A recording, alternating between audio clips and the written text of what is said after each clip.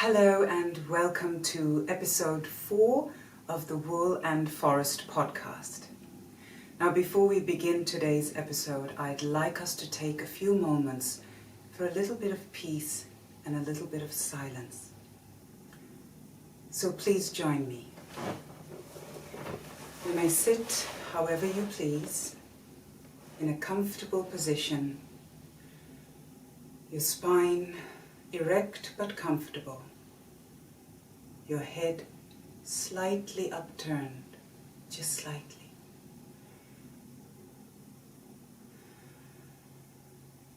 Your hands on your lap. Close your eyes gently, let your eyelids rest, and take a deep breath in through your nostrils.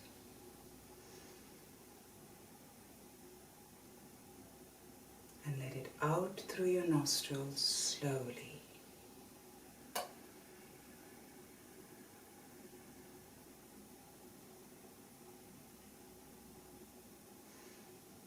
One more time, a deep breath into your stomach and out through your nostrils slowly.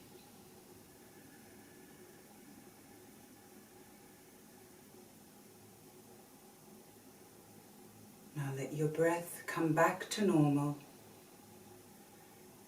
and just sit here with me.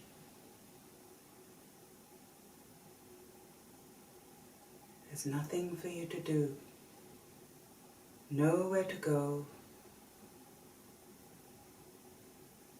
nothing to think about. Just sit with your eyes closed.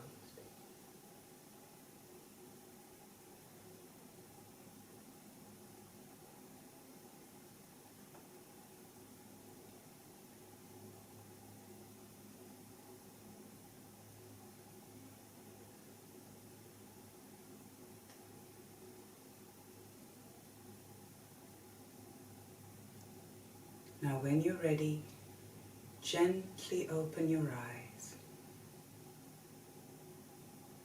and come back.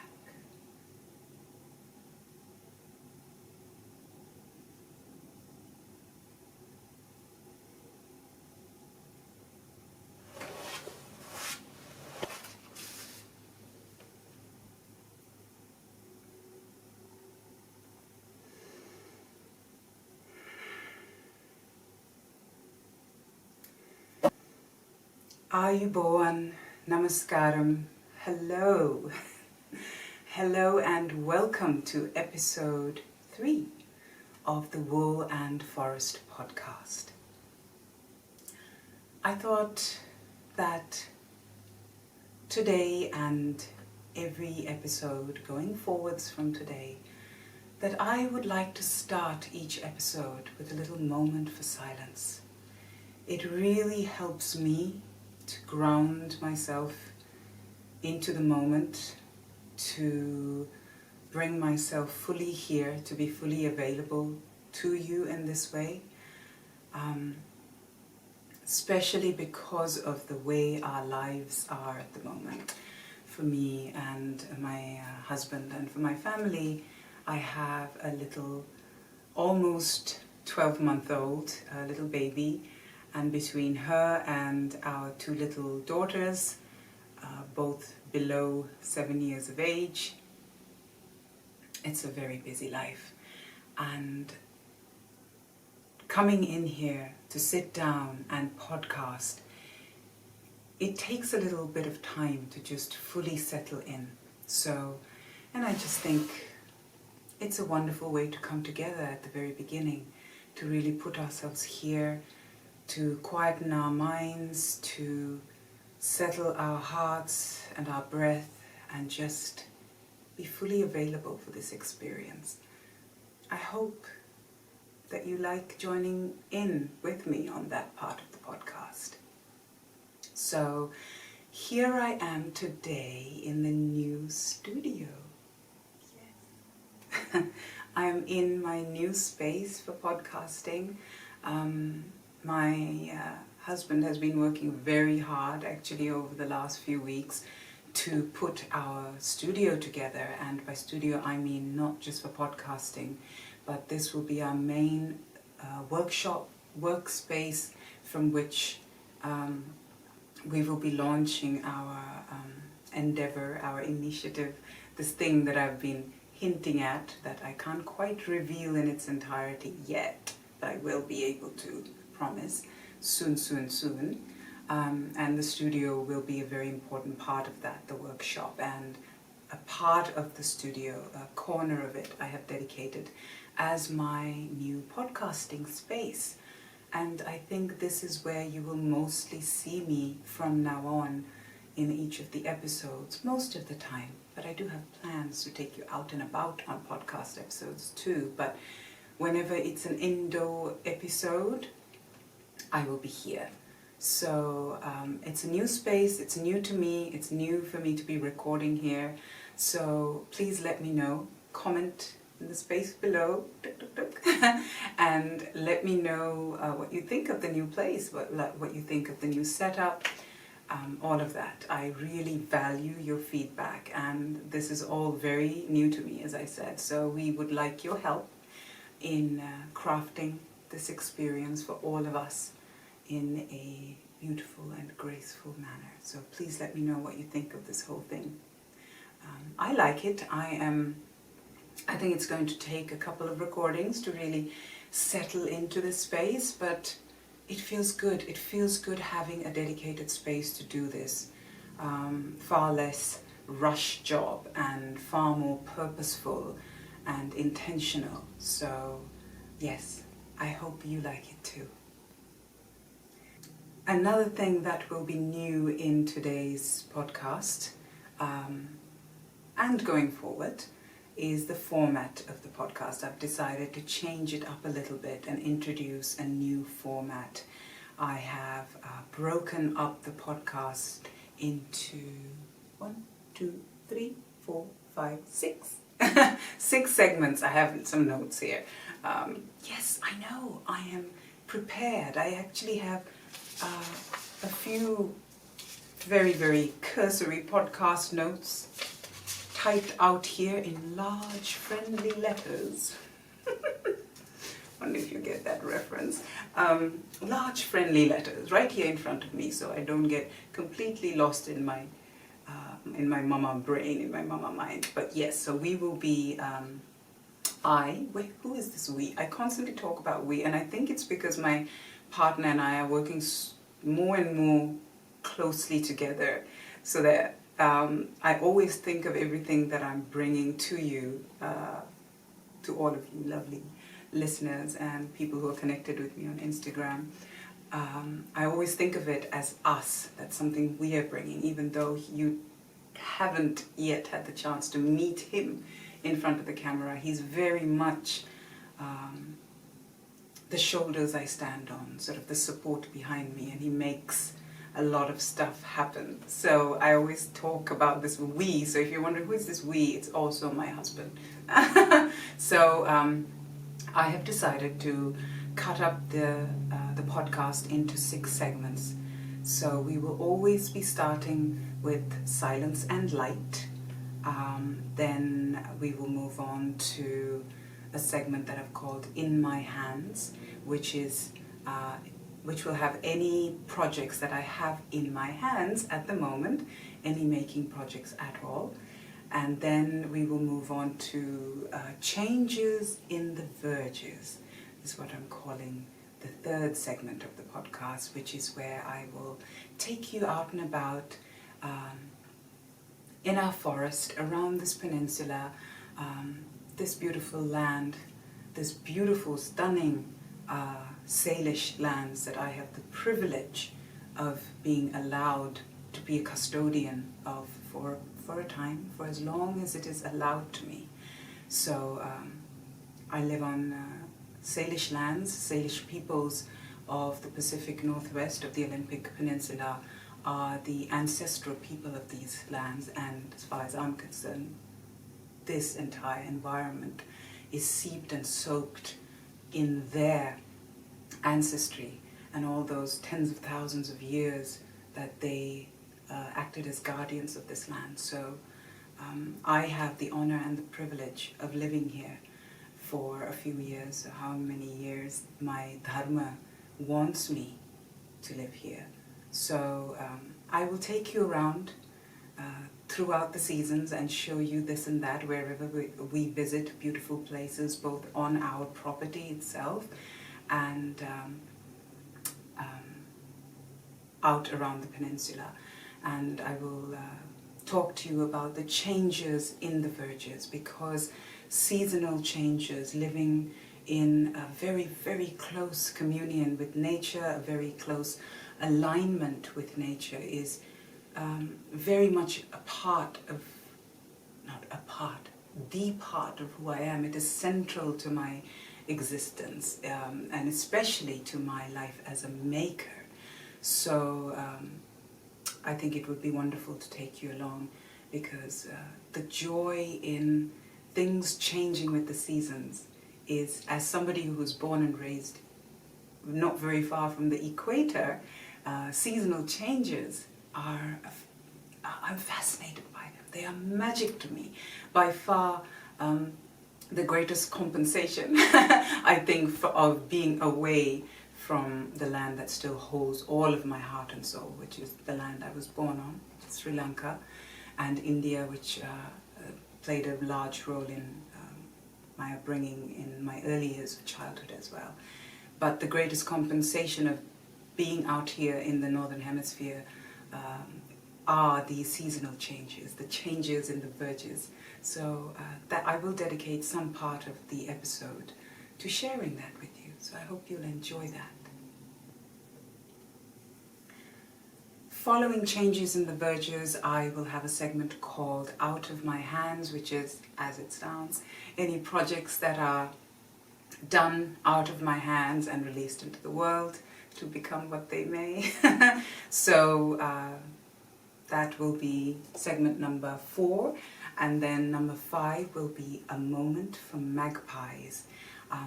If you follow me on Instagram as @wool_and_the_forest, you will know, especially if you've followed me for a while, that I am quite a magpie. I have, let's just say, slightly unrestrained magpie tendencies, so when it comes to nature.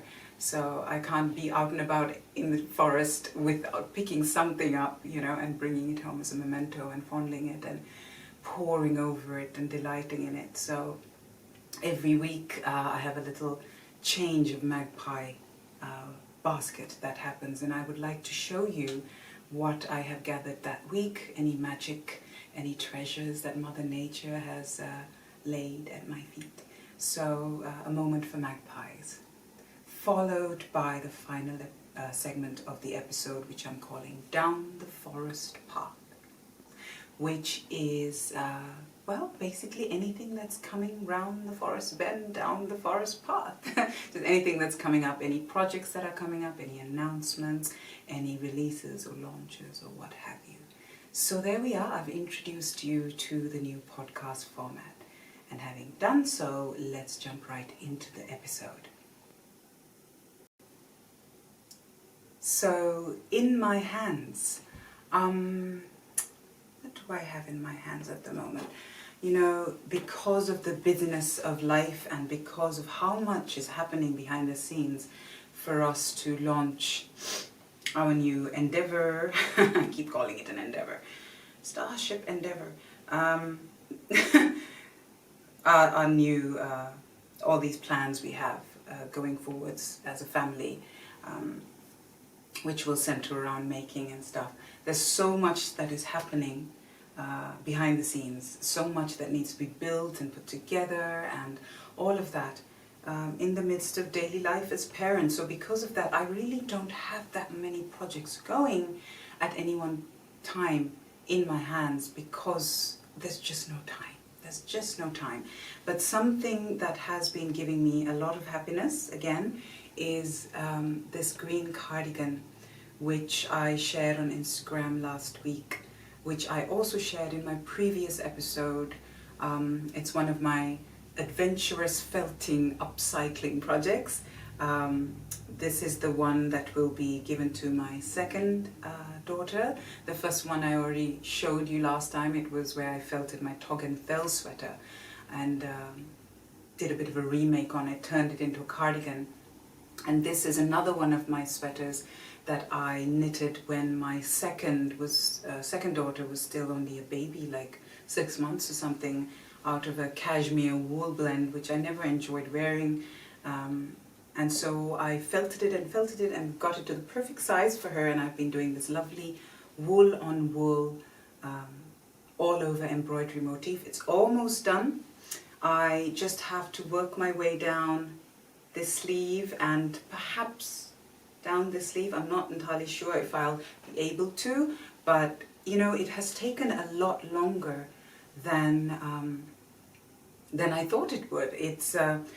It's quite careful work, repeating each of the motifs, spacing them out, and making sure that each of these little flowers are about the same size.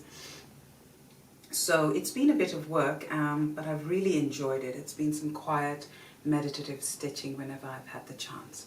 So that's been in my hands.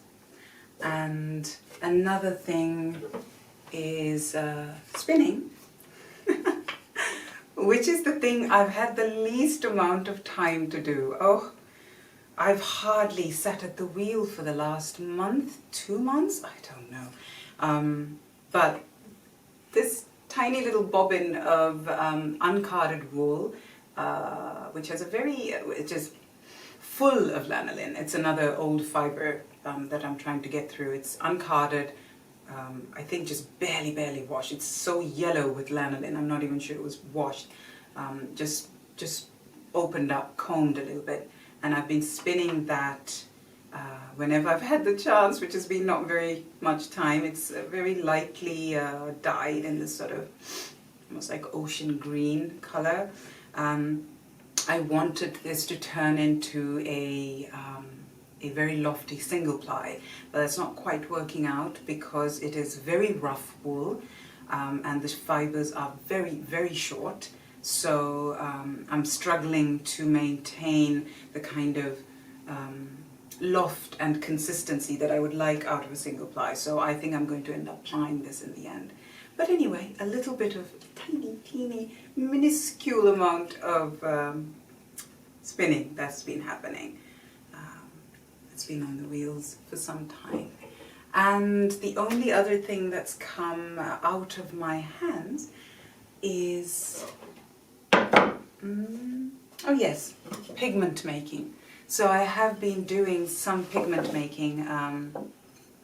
Again, following me on Instagram, you will already know I have fallen in love with pigment making out of natural dyes out of plants and flowers and things like that, botanical pigment making. And one of my friends actually on Instagram, who I will speak of in an upcoming episode for sure, she has been instrumental in inspiring me to create pigments, to work with natural color in this way. Absolutely inspiring, this woman. And I will speak to you more about her in an episode where I can dedicate some proper time, devote some proper time, because she does that, she deserves that. But this is some pigment that I have made from the leftovers of dyeing Easter eggs, actually. So Easter came and went, and I wanted to do a bit of natural dyeing with the girls and color their Easter eggs with a natural dye this year. And we chose beet peelings, beet stems, and red onions. That's what I used in my dye bath, as it were. And I had all this beautiful red dye bath left over, and I thought, hey, why don't I turn it into a lake pigment? Which is what I've done, and I am in love with this color. It is so earthy, and I have no idea really what it will turn out to look like once I properly turn it into a pigment and either paint with it or print with it, whatever will come of it, whatever it wants to be. I'm always about listening to my materials and seeing what they want to be. So this gorgeous pigment is something that's come off my hands, and the next step in its journey is for me to grind it down, and I'm grinding things down the way it has been done for millennia in the part of the world where I was born and raised. The way I saw not just dyes and textile related stuff being ground, but everything for the house I grew up in was ground on massive granite stone implements, for which I only know the Sinhala names for at the moment. So next time, let me make a note of it. Let me make a note of it and show you some pictures of the kind of stone implements that I grew up with in the house and what they were used for. But I am very much instinctively drawn to grinding my pigments that way, using stone. Of course, I don't have those fabulous things like the miriskala or the vangiriya or the mola here at home, but I'm using stones that I'm finding from around the property, and my husband is under strict instructions to keep his eye out for appropriate sized, shaped stones. Poor man, I'll send him digging for stones soon.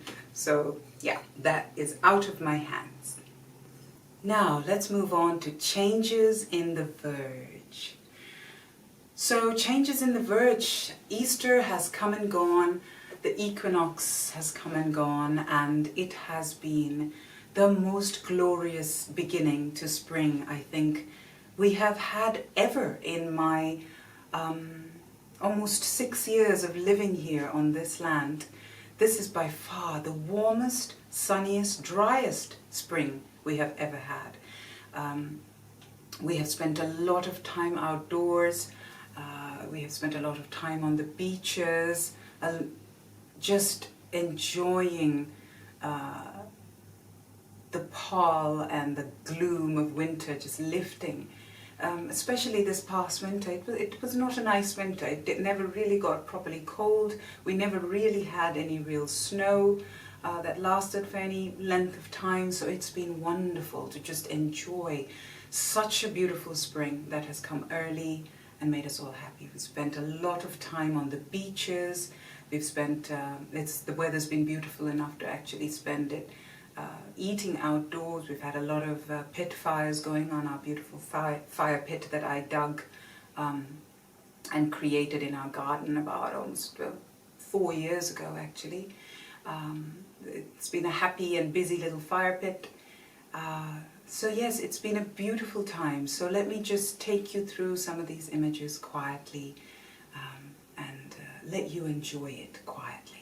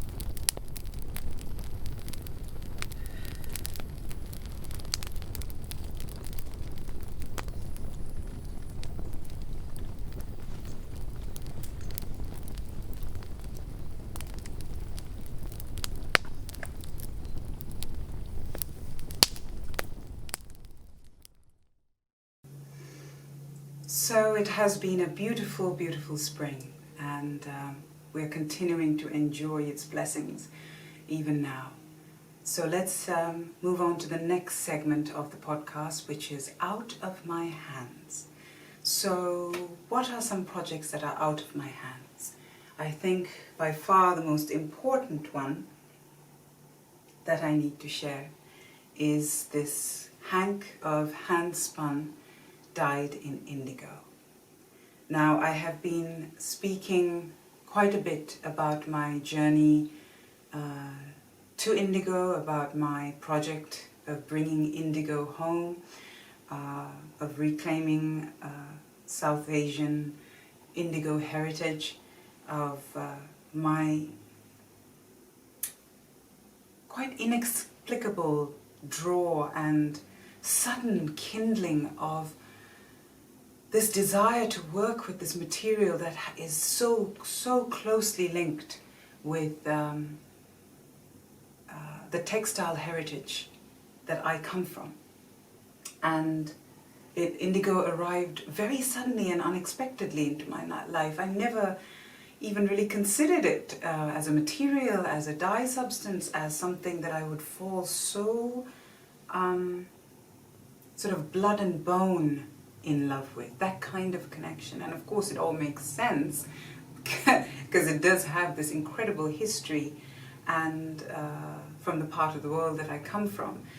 However, this is not something that I'm going to get into too much today, but I will encourage you to go to my Instagram at Wool and the Forest and to read some of the posts that I've already put up there, where I speak about this very important project that's going to be quite core to many of the things that I will be bringing forwards to you from Wool and the Forest.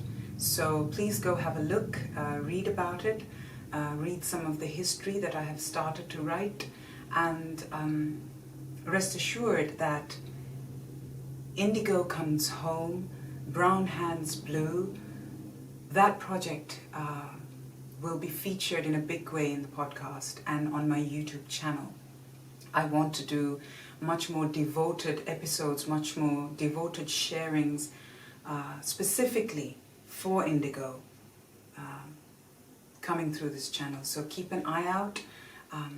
If that sounds like something that calls to you, if indigo is something you've always been interested in, if you have worked with indigo, this is a journey that you want to follow. This is a journey of taking indigo back home and fully honoring its roots, its true roots, and rerouting it really back in the culture that gave it the phenomenal status that it has in the world right now, and that it has had in the past as well. So please subscribe to this channel if you want to stay abreast of all these indigo sharings, and come and find me on Instagram too, because I will be writing continuously and sharing through my Instagram profile. So this is something that has come off my hands. This is something I look at often and thank for bringing me to indigo, and this is something you will hear of more and more going forward. So indigo comes home.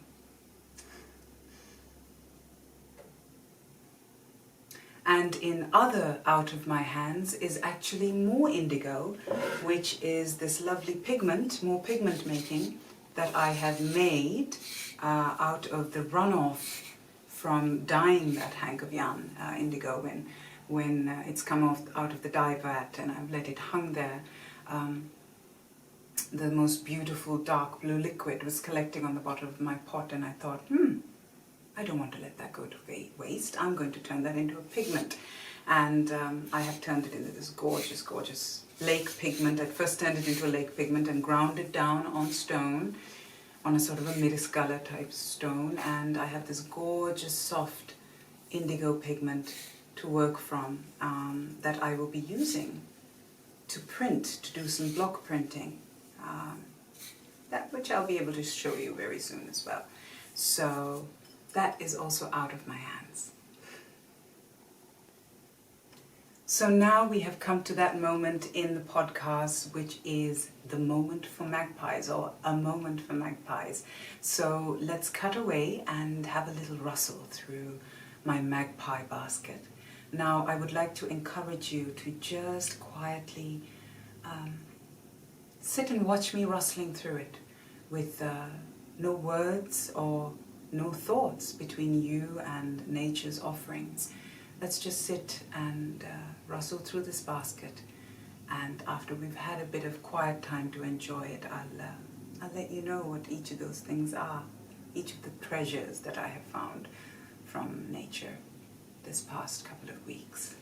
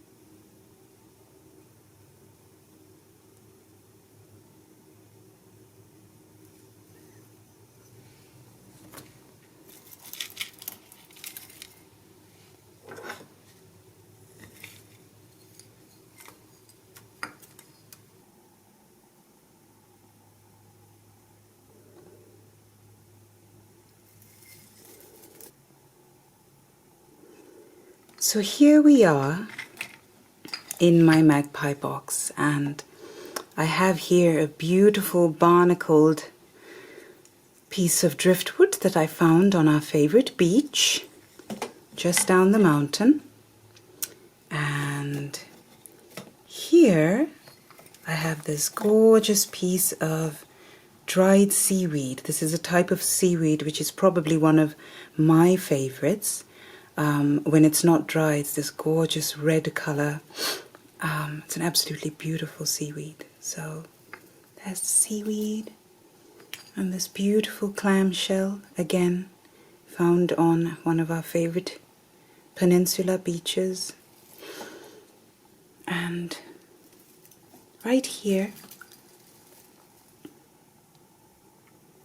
is a dear, dear little treasure that my husband found just sitting by the wood pile outdoors, the woodshed, a sweet little bird skull. Isn't it darling? And of course, hiding here are some seed pods. Don't know if you can see it, but those are some seed pods that I found hiding in one of our beds.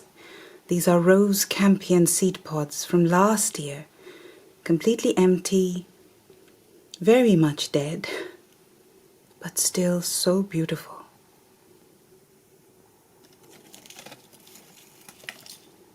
And then finally we have this very beautiful shell that we found at the beach. Look at that. Gorgeous.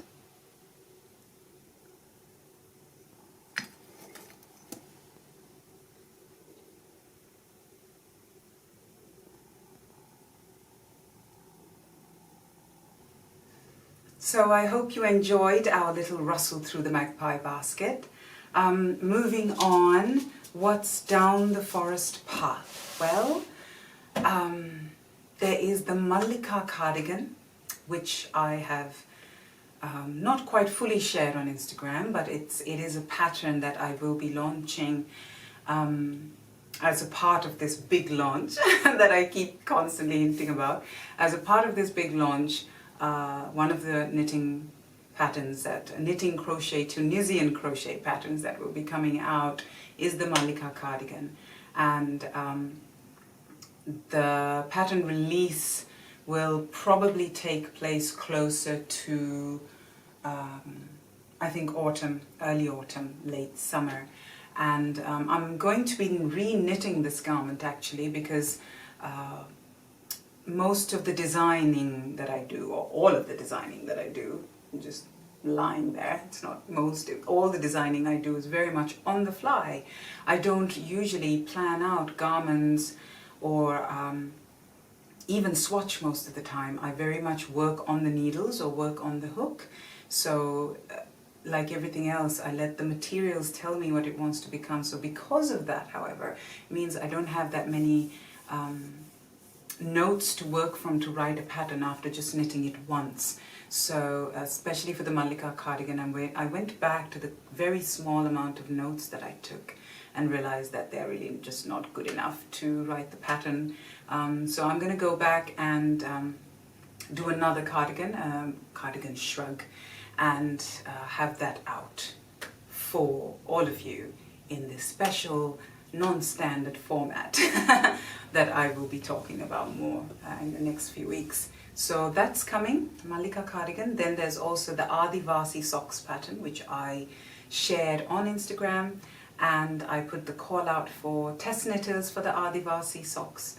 And I now have a nice handful of very talented and probably very patiently waiting test knitters who are waiting on this bloody pattern to arrive.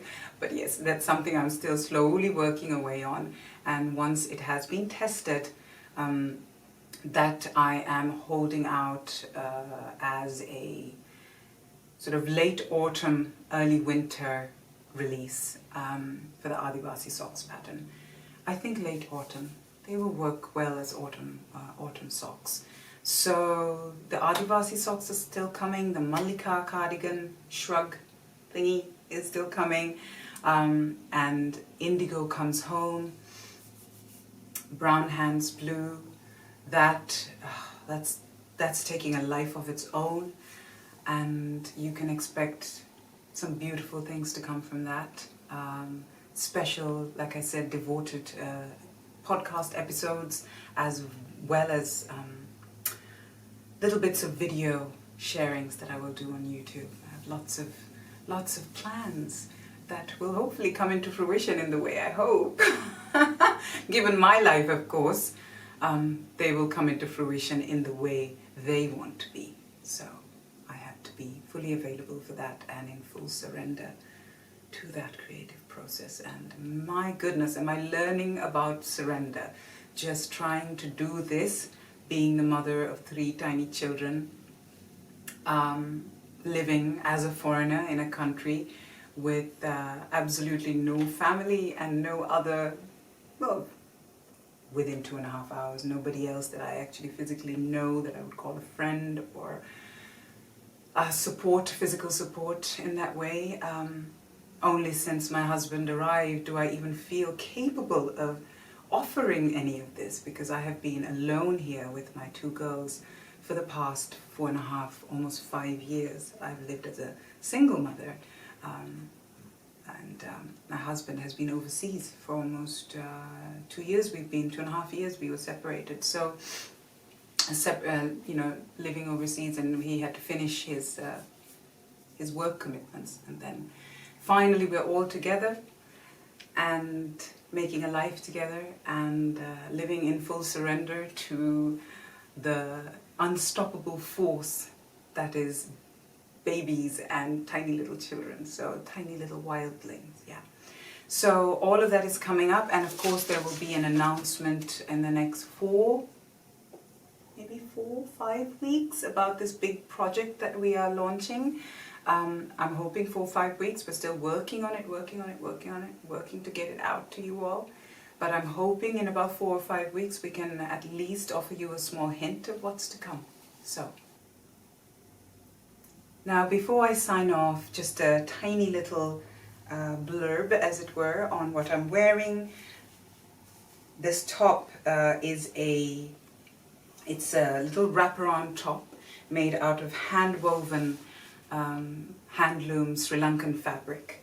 It's been one of my favorite little wraparound tops for many, many years. I've had it for, well, more than 10 years actually. It's almost 11 years and it's in perfect condition, which of course is no surprise considering it's Sri Lankan handloom cotton. And on it I did this beautiful embroidery, which I'm not sure if you can see, but this is something I actually did, hand embroidered, freestyle embroidery as usual. Most of the things I do are very much freestyle and unplanned. I did a little garden of both fanciful and nature-inspired Maytime flowers and wildflowers and little ladybugs and little bees and little creatures of May. And I did this actually last May as a little present to myself. Not last May, oh my goodness. It's been another year since. I'm a whole year behind because last May I had just given birth to my little, my tiny little pumpkin, as I call her, my little Usha. So this was actually made the May prior to that, when I had just, when I was not even pregnant with her. I was just a couple of months or a month away from being pregnant with Usha. So yeah, I made that as a little present to myself for my birthday, which is in May. So I'm very much a May flower, a May baby. I love all things pink and flowery and all that. So that's what I'm wearing. And on my ears, I'm wearing something very special. This is a pair of earrings that my friend, who is my Haudenosaunee friend, and I hope I am pronouncing that correctly, from the East Coast. She always makes me these beautiful Native American inspired and Native American style earrings. I call her sort of my favorite earring maker. And she makes them all by hand, and she makes them out of gifts of nature that she collects out in the forest on her hikes and walks and things like that. And this one I love very much. So, a very special pair of earrings that I'm wearing at the moment. So that's what I am wearing. Now that I've told you everything I need to, I am going to wish you a very beautiful day. I hope that you have a wonderful week full of energy, full of peace, full of good health, and lots of busyness in your hands. And I will see you next time. Now please remember, please, please, please, as I told you before, I really value your feedback and your comments. This is, I'm new to podcasting, I'm new to the YouTube channel, to the YouTube scene, so please leave me a comment in the comment field. Tell me how I'm doing, tell me what I could change, what you would like to see more of or less of. I'm very open to all your comments and feedback and criticism, so please let me know what I can do better next time. And yes, I think that's it. And subscribe to the channel if you're not already subscribed, so that all the other offerings that I'll be making through the channel, because it's not just a podcasting channel. I'll be releasing, again, as I said, lots of documentary style work on my journey with Indigo, continuing to release tutorials, knitting and hand felting tutorials, all of that. So if you want to stay on top of all my offerings, please subscribe, share with any friends, making, fiber, knitting friends that you think will like what you have seen today and what you have heard about and what's to come down the forest path. So yes, and thank you for doing all that if you do. Thank you for sitting here with me as I craft this little adventure into video and podcasting and all that. and I will see you next time. Are you born? May you live long